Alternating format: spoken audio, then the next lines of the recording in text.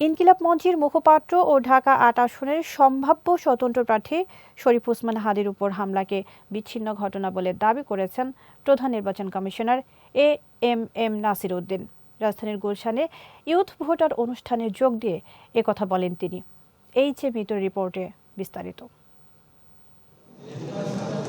তরুণ প্রজন্মকে ভোট প্রদানে উৎসাহিত করতে রাজধানীর গুলশানে আয়োজন করা হয় ভোট ফেস্টিভ্যালের। উদ্বোধনী অনুষ্ঠানে যোগ দেন প্রধান নির্বাচন কমিশনার।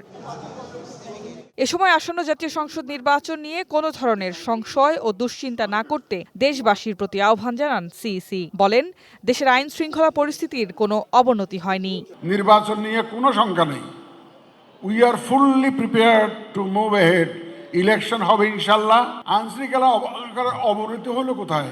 একটু মাঝে মধ্যে দুই একটা খুন খারাপি হয়, যে হাদির একটা ঘটনা হয়েছে, আমরা এগুলো বিচ্ছিন্ন ঘটনা বলে মনে করি। তরুণরা নিজেরা ভোট দেবেন, অন্যদের ভোটদানে উৎসাহ দেবেন মন্তব্য করে তিনি বলেন, আগামীর নির্বাচন হবে সুষ্ঠু, সুন্দর এবং স্বচ্ছ। তরুণদের নিয়েই হবে এবারের ভোট।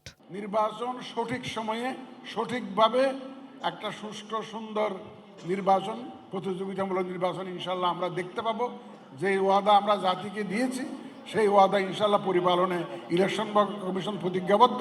এদিকে ফেস্টিভ্যালে আয়োজন করা হয় মক ভোটিং এর। এতে অংশ নিয়ে ভোট দেন শত শত তরুণ ভোটার। জানান আগামীর বাংলাদেশ কেমন চান সেই প্রত্যাশার কথা। আমরা চাইবো যে নির্বাচিত সরকার যারা আসবে তারা যেন আমাদের সেই এক্সপেকটেশন পূরণ করে এবং নতুন আগামীর যে বাংলাদেশ আমরা প্রত্যাশা করি সেই বাংলাদেশ যেন তরুণরা পায়।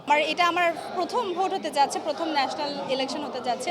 সো একটু সিকিউরিটি কনসার্ন তো আছে ডেফিনেটলি আমাদের দেশে, যেহেতু আমরা সবসময় দেখতে পাই যে সিকিউরিটির একটা থাকে, ভায়োলেন্সের একটা আশঙ্কা থাকে।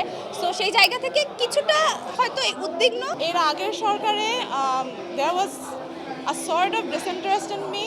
I wasn't very optimistic about it, but ever after the revolution, after I've seen the spirit of students and people and everything, I am very excited. এইচএ Mitu, green TV, Dhaka.